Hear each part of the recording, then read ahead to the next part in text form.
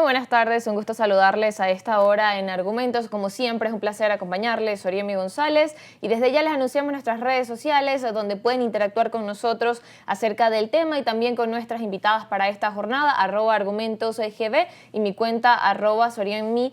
Y allí estamos disponibles para el día de hoy, a propósito de que en abril se celebra el Día Mundial de Concienciación del Autismo, precisamente el 12 de abril. Vamos a tener un programa especial para hablar acerca de este tema, cómo también se está tratando en nuestro país, las leyes y también las organizaciones que están trabajando en pro de cada uno de los niños dentro del trastorno del espectro autista, también adultos y familiares. Para eso voy a presentar a nuestra primera invitada, es Joana Peñalver, quien es la coordinadora nacional de la Organización Venezolana de Autismo. Gracias por estar en Argumentos. Gracias a ustedes por invitarnos hoy. Bien, para sumarnos a esa causa precisamente de hacer esa conciencia, de también llamar a la inclusión y a la comprensión precisamente. Y para eso es importante iniciar definiendo qué es el autismo y también tocando algunos temas para que la audiencia pueda también conocer. Y en cuanto a lo que es el autismo, de acuerdo a la Organización Mundial de la Salud, el autismo es denominado también trastorno del espectro autista, TEA, que constituye un grupo de afecciones diversas relacionadas con el desarrollo del cerebro. Se caracterizan por algún grado de dificultad en la interacción social y la comunicación. Otras características que presentan son patrones atípicos de actividad y comportamiento. Además de eso, hay algunas cifras que podemos mencionar. En principio, debemos decir que el autismo puede detectarse en la primera infancia, pero también hay personas que a veces son diagnosticadas ya en la etapa de la adultez. Y aproximadamente 1 de cada 100 niños tiene autismo. Además de esto, también las capacidades y necesidades de las personas con autismo varían y pueden evolucionar con el tiempo. Aunque algunas personas con autismo pueden vivir de manera independiente, hay otras con discapacidades graves que necesitan constante atención y apoyo durante toda su vida. Hay diferentes grados dentro del espectro.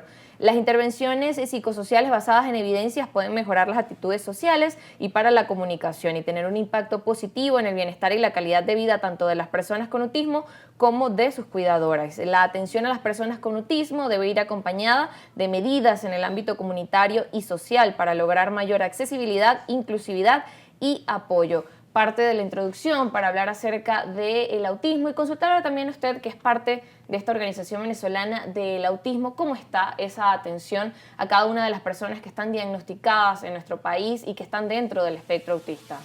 Bueno, nuestro país tiene una emergencia en cuanto a la población con trastorno del espectro autista. Si la estadística mundial habla de por cada 100, pero yo tomo más de referencia la estadística de Estados Unidos, que es por cada 36. Y creo que se asemeja más a Venezuela, nosotros que recorremos el país, claro, podemos evidenciar que a todas partes que vamos hay demasiados casos y cada vez hay muchos más. Y lo que decías del diagnóstico en la adultez, también cada vez hay más. Bueno, porque la ciencia ha avanzado, porque los instrumentos diagnósticos han evolucionado y hay otras miradas. Y exactamente la complejidad del diagnóstico por ser un espectro y que además encierra diferentes niveles de necesidades de apoyo, que algunas son muy discapacitantes y otras no tanto. Entonces, lo que hace una complejidad en el abordaje nacional en cuanto al tema, porque solamente nos enfocamos, o quizás es como lo más urgente y lo más evidente, que es el abordaje terapéutico, la inclusión en las escuelas, pero es mucho más. Este es un tema absolutamente transversal, porque además no podemos tenerle una mirada infantilizada, ¿no? Cuando se habla de autismo, la gente se enfoca en los niños, pero es que esos niños crecen. Claro, veíamos que se hacen adultos y además no solo que se hacen adultos, llegan a la tercera edad. O sea, esto tiene que ser con un enfoque bien transversal, pero además bien interseccional. Por ejemplo, yo empecé en este camino, mi hijo tenía 4 años y medio cuando fue diagnosticado, hoy día tiene 19. Entonces, ya dejó de ser un niño. Ya dejó de ser un niño y sigue teniendo necesidades de apoyo, ¿no? Existe en este país un gran déficit atencional en cuanto primero en la atención en las terapias operantes como lo son la terapia del lenguaje, ocupacional, psicopedagogía, que son las tres más importantes porque son las que trabajan las áreas del desarrollo del niño o de la persona. Pero además entonces el tema diagnóstico, son contados con los dedos los lugares a donde los venezolanos pueden tener acceso a un diagnóstico gratuito, garantizado por el Estado. El resto todo es privado, pero además también tenemos un déficit importante de especialistas en el país porque han migrado, porque además hay un déficit, por ejemplo, la carrera terapeuta del lenguaje solo la da una universidad en el país que además es privada. Entonces hay un déficit muy importante en cuanto a terapeutas del lenguaje específicamente. Además, la evolución que tiene el tema diagnóstico, pues las actualizaciones y especializaciones para los psicólogos, para el personal educativo, para todos, está bastante limitado, ¿no? Si bien es cierto que tenemos ordenamientos jurídicos en los cuales hemos ido avanzando como comunidad, porque todos estos ordenamientos jurídicos han sido impulsados por la sociedad civil, por nuestra como movimiento social, también es cierto que para la aplicación de ese ordenamiento, aquí es donde está la deficiencia importante. Primero nos hace falta el reglamento, segundo nos hace falta políticas públicas acertadas y además un compromiso de los actores políticos del Estado en realmente abordar la temática de manera coherente y de manera transversal. Bien, en ese tema que también mencionaba, el tema de, no acceder también al diagnóstico, ¿cómo eso también dificulta, que las personas puedan conocer? Porque muchos, quizás, como dice, hay más información acerca del autismo como lo existía años atrás, las personas tienen mayor conocimiento y a veces miran a sus hijos y dicen, quizás tengo duda, pero no tienen cómo acceder o pagar una consulta privada y de pronto, ya hay un caso que deja de ser atendido por ese tema. Sí, y además esto es un diagnóstico que tiene que ser multidisciplinario, porque además el autismo puede venir acompañado de comorbilidades, tanto biológicas como de otras condiciones que tengan que ver con el desarrollo. Puede haber discapacidad cognitiva, puede haber temas a nivel de gastro como intestino impermeable, intolerancia a alimentos, puede haber epilepsia, puede haber. Entonces el diagnóstico del autismo es un diagnóstico multidisciplinario que debe darse de manera integral, ¿no? Ahí tiene que intervenir el neurólogo, el gastroenterólogo, el psicólogo,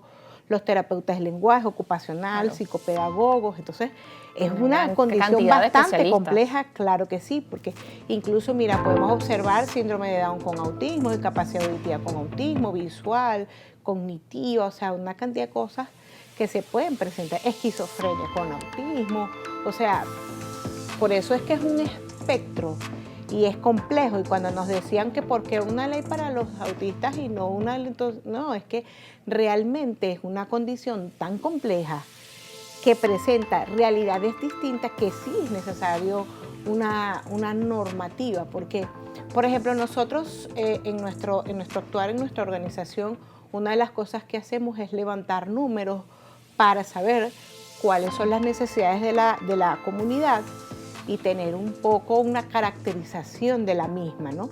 Entonces hacemos muestras estadísticas. Por ejemplo, en nuestras muestras estadísticas, el 70% de las personas encuestadas son de autismo nivel 1, que son los que requieren apoyo, o sea, son los que pueden llegar a ser independientes, los que tienen menos necesidades de apoyo.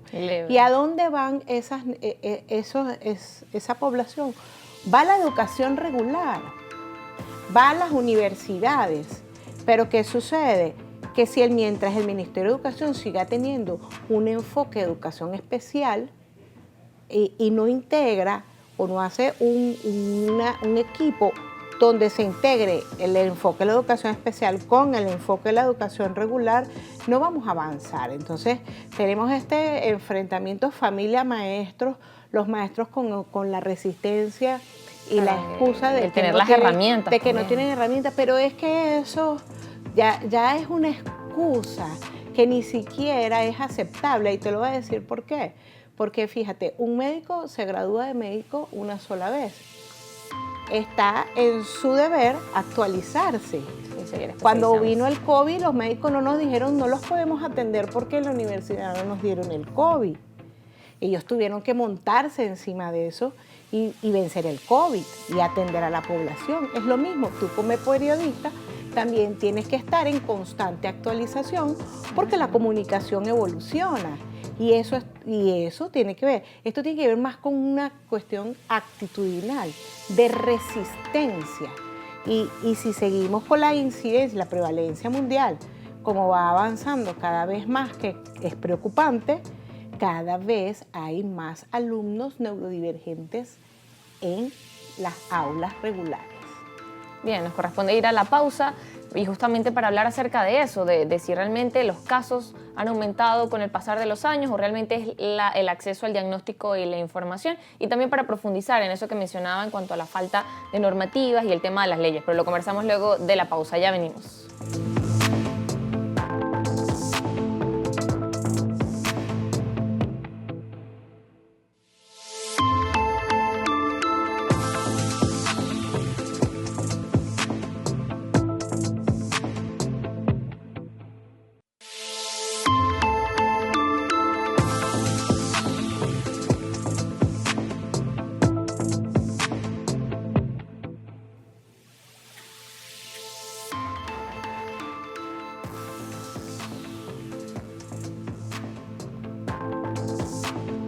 Seguimos en Argumentos, conversando con Joana Peñalver, quien es miembro de la Organización Venezolana del Autismo, hablando acerca de cómo está el trastorno del espectro autista en nuestro país, y hablaba, antes de ir a la pausa, acerca de la prevalencia de los casos. Y esa es una de las dudas que hay. ¿Realmente hay mayor casos que se están registrando actualmente en el país? ¿Qué es lo que incide o hay mayor acceso al diagnóstico, la información, o ciertamente hay un aumento en los casos? Yo creo que hay de todo un poco. Está el que, obviamente, al evolucionar los instrumentos diagnósticos, pues la detección es mucho más accesible hoy día, y por eso también es que hay hoy día muchos adultos diagnosticándose porque, en su niñez eso no era visto porque no había la evolución que hay hoy día en cuanto a lo científico, ¿no?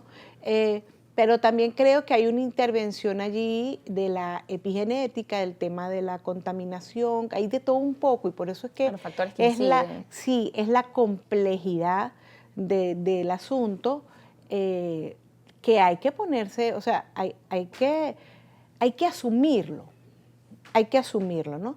¿Qué es lo genial? Que hoy día las cosas tienen su nombre, ¿no? Antes eran, los niñitos problemáticos que estaban en el salón, y siga el grupo que por ahí obedecer, y no saben. Hoy todo tiene un nombre, y lo genial de que exista un diagnóstico, no solo en el trastorno del espectro autista, cuando hablamos de déficit de atención y déficit de atención con hiperactividad, yo creo que la prevalencia es mayor incluso, ¿no? Y lo genial de esto es que sabemos qué es lo que pasa con este muchacho, bien sea niño, adulto.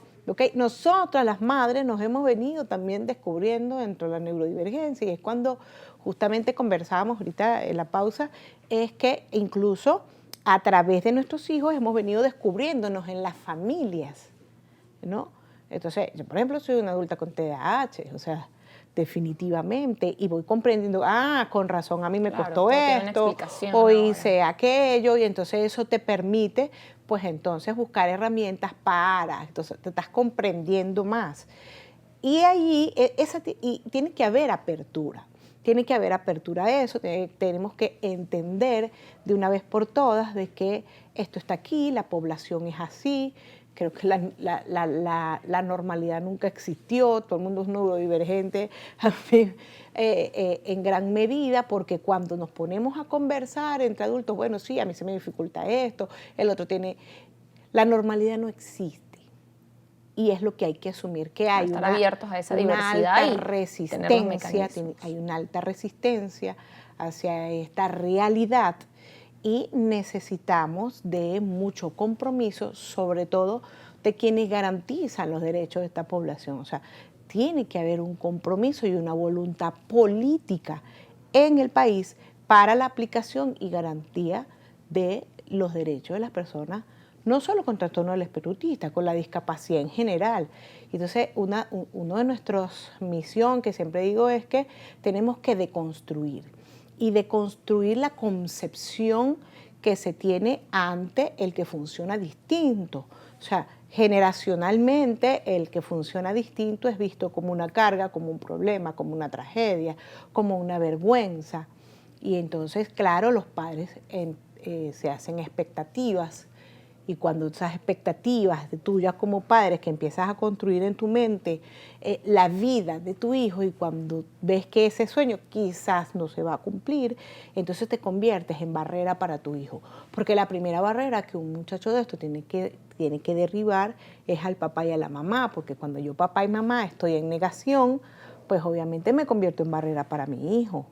Y eso, cuando uno se lo dice a los padres, se escucha fuerte, claro, pero hay que decirlo para empezar a tener conciencia. Correcto. Entonces, bien, en este tema que menciona de tomar precisamente esas medidas desde la política, esas medidas desde el Estado, que aplica en todas las instancias, que va desde esas normativas a cómo se estructuran desde las instituciones educativas, porque eso mencionaba, por ejemplo, de los docentes, el prepararse, el adquirir esas herramientas es importante, porque es como estar preparados para tener esa inclusión, para tener esa comprensión y tener también los espacios adecuados para cada una de estas personas. En ese sentido también, desde la Asamblea Nacional en el 2023 se aprobó una ley de atención integral a las personas dentro del trastorno del espectro autista. ¿Cómo ven ustedes el tema de esa ley? ¿Cómo ha avanzado? ¿Cómo se ha aplicado? ¿Y qué sigue también haciendo falta desde el ámbito político, por ejemplo, desde esa principal instancia que es, por ejemplo, la Asamblea Nacional? Fíjate, nosotros, la ley de autismo es una ley que ha dado grandes lecciones en nuestro país, porque esta ley la veníamos trabajando desde el año 2014, se intentó aprobar en la Asamblea del 2016, luego, en conjunto con Iris de Franca, pues la volvimos a introducir en el 2022, nos las aceptaron y la logramos en el 2023, pero ella es una ley especial que depende de la Ley Orgánica de Discapacidad, ¿ok? ¿Qué sucede? El siguiente paso de esa ley es la construcción del reglamento, y este reglamento aún no lo han terminado de construir. Además de eso, tiene que haber una actuación de las instituciones públicas, o sea, de los ministerios, no solo el Ministerio de Educación. El Ministerio de Educación Superior juega aquí un papel importantísimo. Nosotros pedimos entrevistarnos con el ministro, pero aún no nos han dado audiencia. ¿Por qué? Porque realmente la raíz tiene que ir del Ministerio de Educación Superior. ¿Y por qué tiene que ir al Ministerio de Educación Superior? Porque allí es donde se forman los formadores, ahí es donde nacen las carreras universitarias. Entonces tiene que haber una actualización de los currículos de las carreras en este país, no solo en el ámbito educativo. Por ejemplo, en el ámbito de salud, los médicos, las enfermeras, todo lo que significa personal de asistencia. Además de eso, el personal de rescate, los que son bomberos, rescatistas, el área de seguridad, policías, guardias, todos estos tienen también que saber de la condición, y no solo allí. Por ejemplo, en el área de administración también tiene que saberse de la condición, porque un director de recursos humanos tiene que saber de estas condiciones y de la discapacidad en general, porque a la hora de que yo, pues, cumpliendo con el artículo de la Ley Orgánica de Discapacidad, que establece que el 5% de los empleados de una empresa tienen que estar dentro de la discapacidad, entonces el personal que entrevista a una persona con trastorno del espectro autista tiene que saber que está frente a esta persona, pero no solamente eso, sino como empresa hacer los ajustes razonables que esta persona necesita para poder desempeñarse en el ámbito laboral. Entonces, fíjate la complejidad que hay aquí. Entonces, todos estos pensum tienen que ser modificados, tienen que estar actualizados y tiene que haber creación incluso de nuevas especializaciones. Por ejemplo, el Pedagógico de Caracas, que es una institución por tradición donde se forman los docentes en Venezuela, no está la especialización en autismo, o sea, esa mención no existe. Está dificultades del aprendizaje, claro, está la discapacidad cognitiva o lo que antes llamaban retardo mental, pero autismo no hay. Hacen diplomados, cosas, pero esa especialización no existe en el Pedagógico de Caracas. Entonces, mira lo complejo. Y otra cosa es, por ejemplo, veníamos hablando del anillo en el camino, ¿quién ampara al estudiante universitario? ¿No? Nuestros hijos ya están en la universidad y han tenido situaciones y es difícil encontrar en qué ampara un estudiante universitario.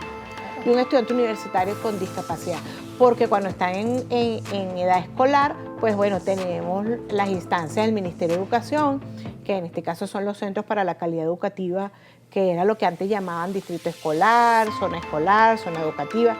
Está las defensorías escolares, está el Consejo de Protección, pero ¿quién ampara al estudiante universitario? Claro. Hay trabajo que queda por hacer. Hay demasiado trabajo que hacer y está también el área de las familias. Okay. Corresponde ir a la pausa. Al regreso seguimos conversando.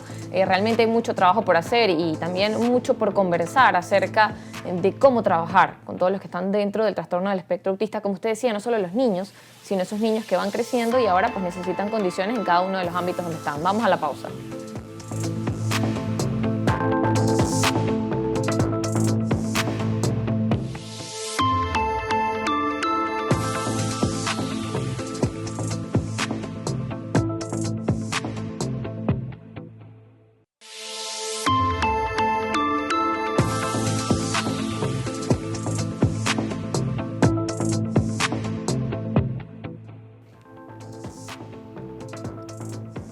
Continuamos en Argumentos o conversando acerca del autismo con Joana Peñalver y en este momento tenemos un reporte también de nuestra compañera Milady Travieso.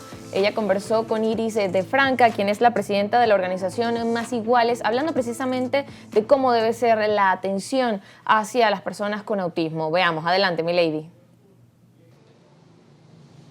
Gracias por este contacto y así es, conversamos con la dirigente independiente Iris de Franca en cuanto a la ley de atención integral para las personas con el espectro autista, el cual consideró necesario establecer un reglamento para atender oportunamente a este sector de la población. Vamos a ver más detalles. Bueno, lo primero que falta sin duda después de la promulgación de la ley de autismo es que se genere el reglamento de dicha ley. Porque una ley sin reglamento se hace poco operativa. No puedes generar los cambios que tienes que generar en los ministerios, en las instituciones, ni gestionar operativamente cómo va a ser funcional esa ley si no tienes un reglamento. Eso por un lado. Pero además es sumamente importante que se generen políticas públicas dirigidas a la atención. Existen pocas unidades de atención integral, digamos, al núcleo familiar. La mayoría de estas unidades son privadas. Tenemos los CAIPA que atienden a los niños y adolescentes y personas con trastorno del espectro autista, que atienden sus necesidades, digamos, sus terapias. Son, si no recuerdo mal la cifra, son 74 a nivel nacional, es decir, que no son ni la mitad del número de alcaldías que hay. Son 335 municipios y estamos hablando que solo hay 74 CAIPAs a nivel nacional funcionando.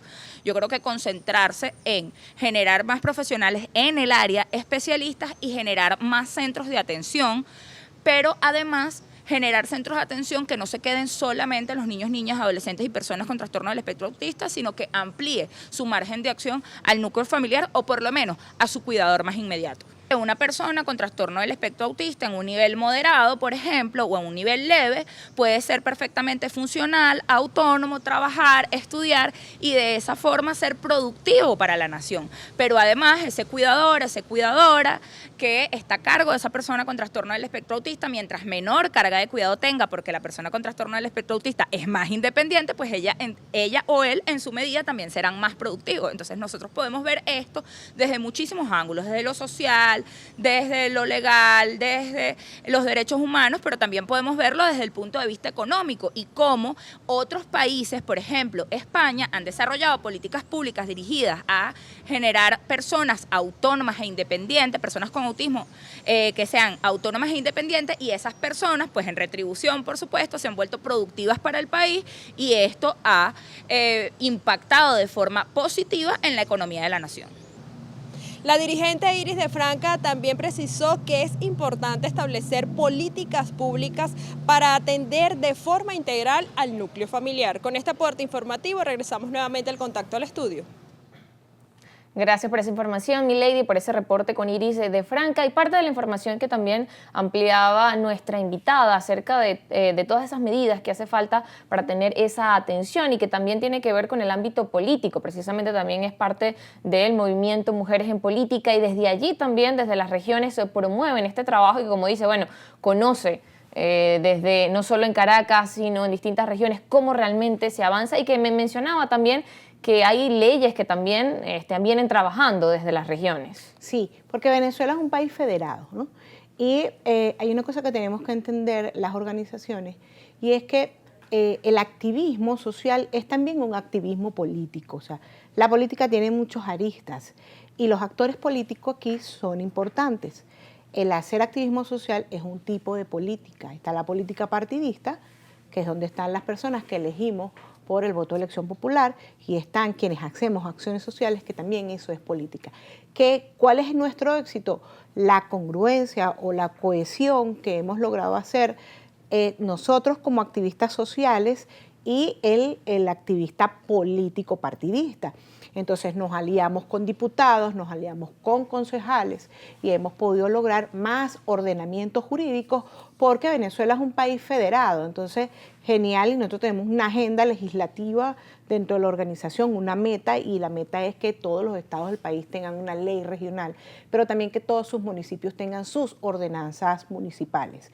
Y hemos logrado la ley regional en el estado Miranda, en el estado Sucre, en el estado Táchira, y ordenanzas municipales en casi alrededor de 16 municipios. De hecho, el 2 de abril se aprobó la ordenanza en el municipio Carirubana, Punto Fijo, sobre el trastorno del espectro autista. El año pasado, el 2 de abril, la aprobamos en Puerto Ayacucho, por ejemplo, estado Amazonas, y los tenemos en muchos estados del país: Carabobo, Guárico, Portuguesa, Aragua. O sea, hemos ido construyendo a través de estos enlaces, ¿verdad?, de acción en lo político, hemos ido tejiendo esto para poder lograr estos ordenamientos jurídicos. Y de esta manera también podemos penetrar y conseguir esa voluntad política en los sectores del Estado, como poder, a través de estas personas que nos tejen puentes en los ministerios, en las instituciones. Y esa es la idea, pues, poder cohesionar todos estos aspectos para poder lograr un activismo que tenga una incidencia real sobre la garantía de los derechos humanos de nuestra población. Bien, muchas gracias por acompañarnos en A Argumentos. ti por invitarnos. Joana Peñalver, quien es la coordinadora nacional de la Organización Venezolana de Autismo. Al regreso tenemos también a otra invitada de esta organización que está encargada de la parte de capacitación y formación, Adriana Ocampo. Ya venimos con más argumentos.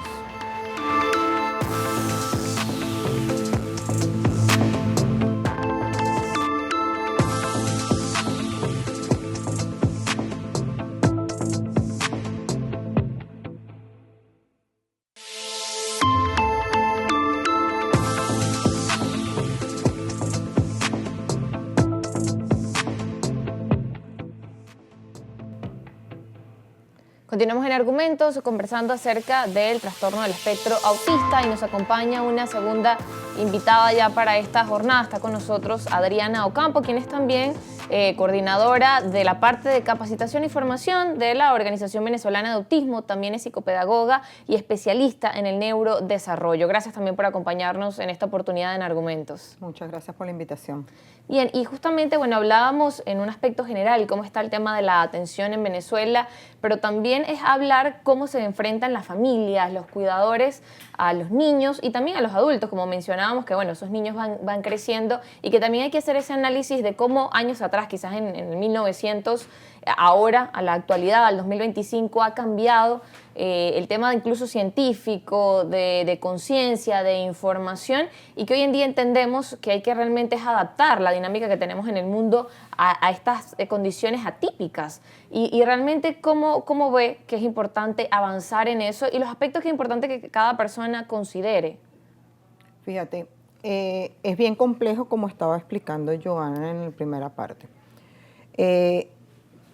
La diversidad siempre ha existido. ¿Qué sucede? Que antes no lo tomábamos en cuenta, lo dejábamos pasar o le poníamos nombres poco formales, el niño tímido, el niño callado o el hiperactivo, que estuvo muy de moda en una época ese término.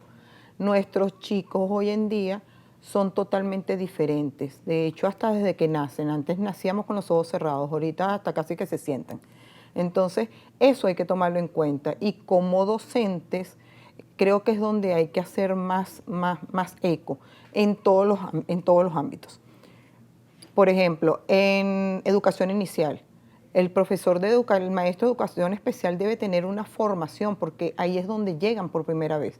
Y es ahí donde tenemos que empezar como a detectar, porque comienza lo que es la socialización. Y comienza también donde damos más esas primeras conductas. Y donde damos exigencia, porque dentro de casa no hay exigencias, en la escuela es donde comienza la exigencia. ¿Dónde lo vamos notando más? Que es lo que yo me he dado cuenta en consulta, cuando tienen 7, 8 años. Porque el compromiso es mayor. Ya no es solo el jugar en primaria, en lo inicial, sino que ya comienza donde me tengo que demostrar que sí sé todo lo que está dentro de mi cabecita. Nuestros niños tienen muchísima información, pero quizás de forma desorganizada. Nos llama, o le llama mucho la atención a la gente de que pueden hablar en mandarín, pueden hablar en inglés, se saben todas las capitales. Capacidad intelectual. Pero tú le dices dame y no entienden la orden de dame. Entonces, porque eso es social, eso no es académico. Entonces también está lo cognitivo, que es el poder ellos demostrar todos esos procesos de lo que son las funciones ejecutivas, cómo razono, cuál es mi estructura de trabajo, cuál es mi memoria de trabajo, si logro entender y no solo entender, sino mantener la información y después demostrarla, porque ahí es donde está el meollo, donde cómo demuestro yo realmente todo lo que soy y todo lo que sé, y eso tiene que ver con lo social, que es lo que realmente a nuestros chicos más les cuesta. Y después viene el bachillerato, donde venimos a los primeros años y vamos terminando como esa adolescencia, pero donde realmente si nos ponemos a ver madurativamente, es una adolescencia que termina siendo a veces hasta prolongada, porque no termina como son los parámetros.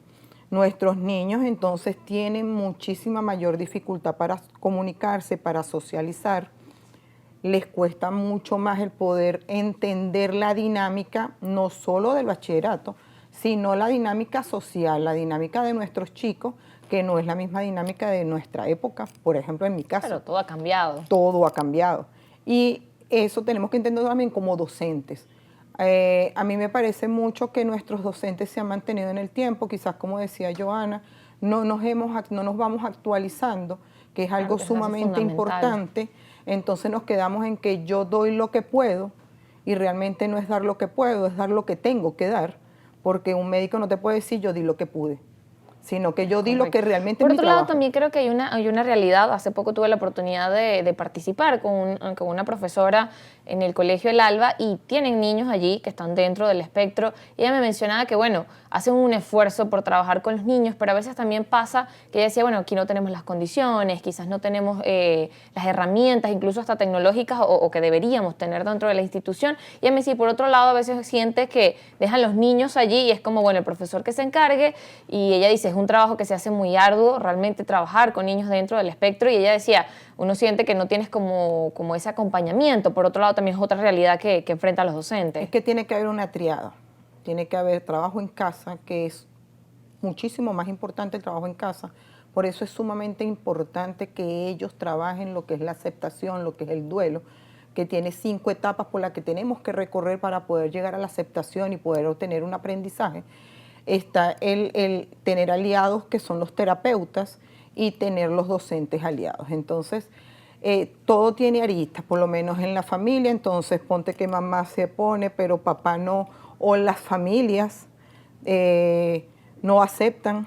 Por lo menos en el caso de mi hijo, tiene ya 18 años, cumple 19 ahorita. Fue diagnosticado a los 3 años, comencé el proceso a los 3 años, a los 3 años, 8 meses ya yo tenía el diagnóstico ya a papel, aunque ya asistía a terapia porque bueno, ya se iban encaminando por dónde iban las cosas, pero a veces la familia, no, pero es que él es muy inteligente, es que no tiene que ver con la inteligencia, tiene que ver con lo cognitivo, tiene que ver con lo social, tiene que ver con esa autonomía, esa independencia que a nuestros chicos les cuesta mucho.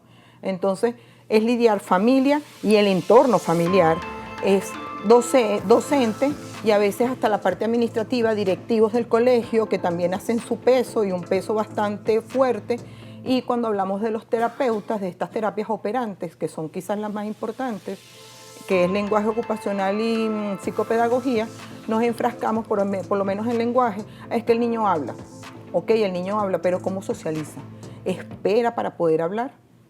Te deja hablar de tu tema y mi tema, entonces ahí nos damos cuenta de que la socialización realmente no se da.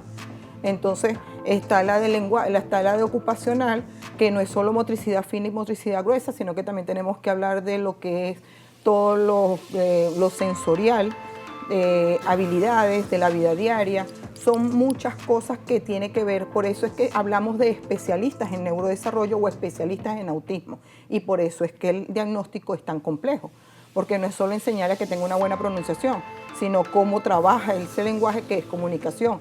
No es nada más que escriba bien o que tenga una buena coordinación al caminar, sino qué tan independiente soy, cómo están mis trastornos sensoriales, cómo los canalizo, cómo puedo regularme.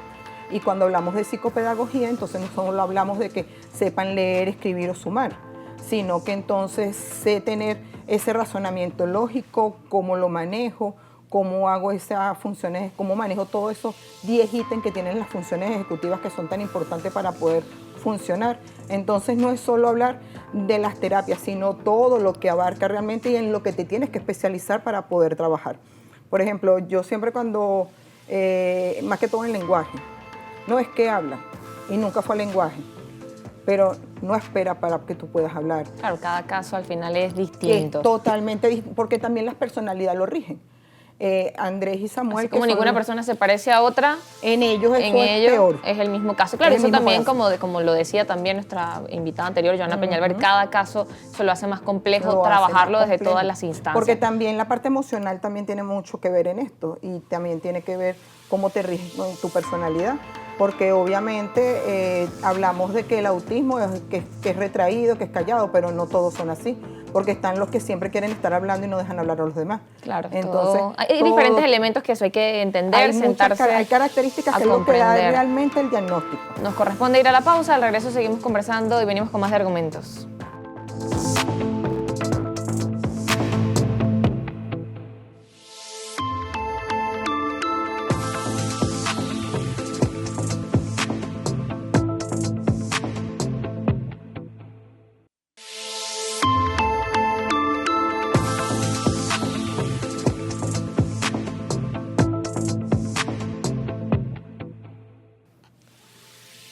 Gracias por seguir en sintonía de Argumentos, conversando con Adriana Ocampo, quien es la coordinadora de capacitación y formación de la Organización Venezolana de Autismo.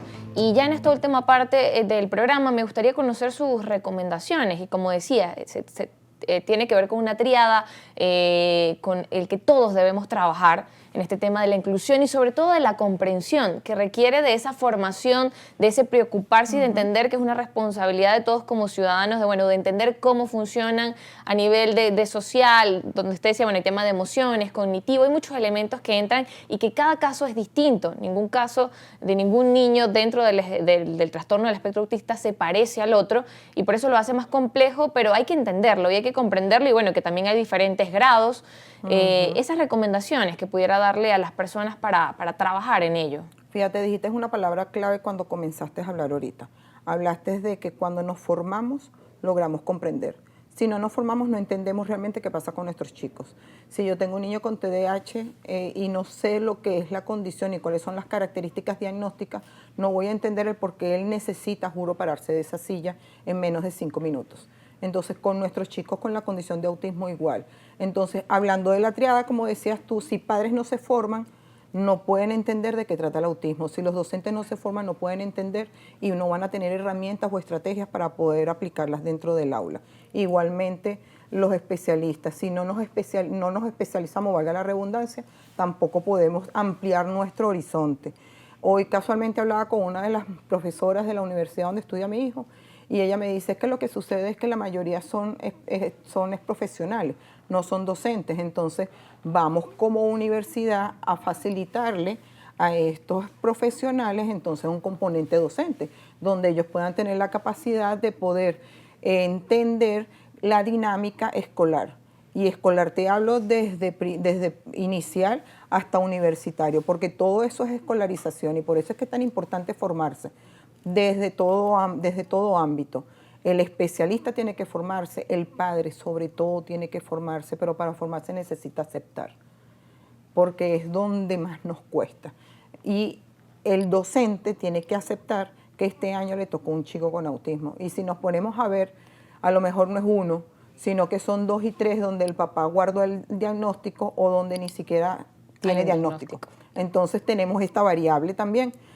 Y eso es importante. Entonces, en un aula de clase, no solo vamos a tener con autismo, vamos a tener con TDA, vamos a tener con TDAH, quizás con algún limítrofe de déficit cognitivo muy leve que de repente ha pasado bajo cuerda y está en escuelas regulares. Entonces, no podemos tener los extremos de una escuela especial y una escuela regular. Tenemos que tener una escuela regular donde realmente haya la aceptación, la inclusión, porque realmente hablamos, lo que hay es integración, donde el chico entra, pero entonces no hacemos nada con él termina siendo un florero dentro del colegio.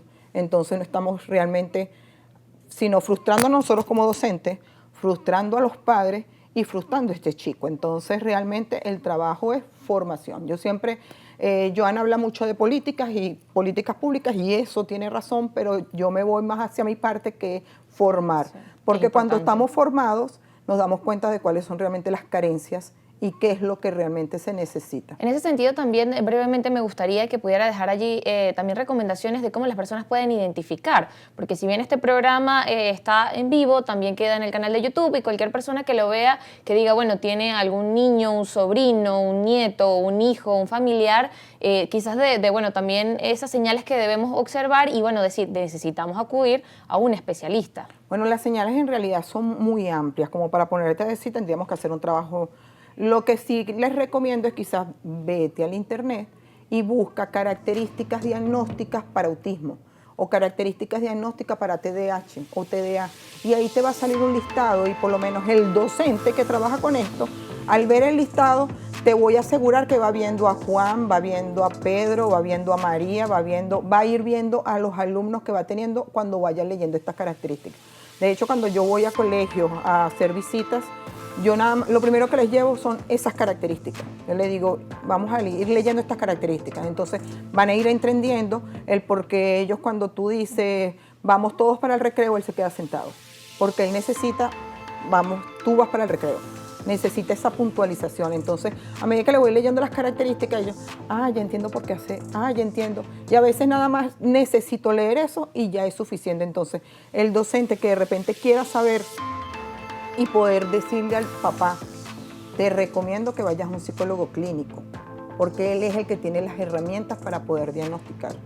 Porque el neurólogo puede decir hasta por su experiencia, o un psiquiatra puede decir, pero el psicólogo clínico es el que tiene el instrumento para poder evaluar y poder decir en qué nivel se encuentra nuestro chico y qué nivel de ayuda requiere. Bien. Porque todos necesitan ayuda, todos, desde el más leve hasta que es el nivel 1, hasta el nivel 3, necesita ayuda a lo largo de su vida, porque nace con autismo, muere con autismo.